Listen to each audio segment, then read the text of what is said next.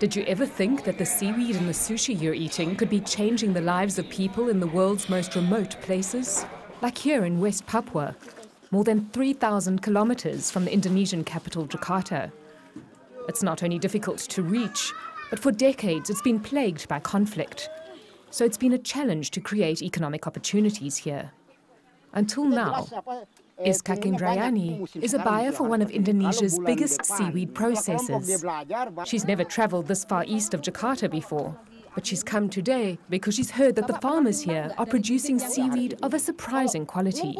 And she says the $6 billion a year global seaweed industry has the potential to pull these neglected coastal communities out of obscurity.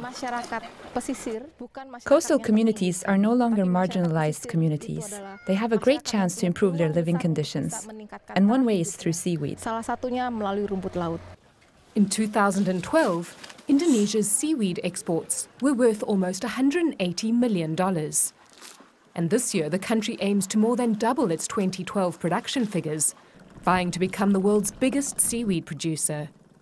So to source more high-quality seaweed, buyers like Iskak now have to travel further afield. Seaweed farmer Hassan Basri Hiremba finds it hard to believe that the buyer has come to them. I dreamed that one day the buyer would come, and thank God it has happened. I feel very proud because before it was just in my imagination that I would meet the buyer.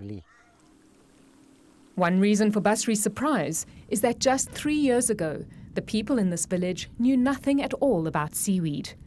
They were fishermen and relied on irregular seasonal catches to survive. Then a government project, supported by the UN's International Fund for Agricultural Development, or IFAD, worked with the community to help them identify their problems and come up with their own solutions. From the success of neighbouring communities, they knew that seaweed was the answer. They elected Abdul Halik Golab to be trained in all aspects of seaweed production, and his job is to pass on this knowledge to the rest of the group. The change in their lives has been significant.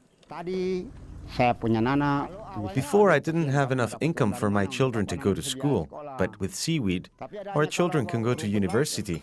Unlike when they relied on fishing, the seaweed farmers now have earnings throughout the year. And both Golab and Basri have almost quadrupled their incomes. And after today, it looks like their incomes will keep growing because Iskak, the buyer, is very impressed with what she has seen. If the community welcomes our initiative to work together and they can produce enough seaweed from this area, we want to build a long relationship with them so they become a fixture of the company and the company can depend on them. And it looks like the community will certainly welcome this initiative. When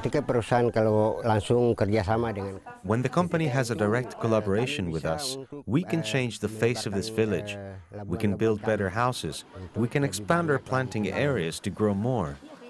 In fact, Basri is so convinced about the future of seaweed that he is already involving his whole family in the business. I'm hoping that if I teach my children about the planting of the seaweed, they can pass it on to their children. That's my goal.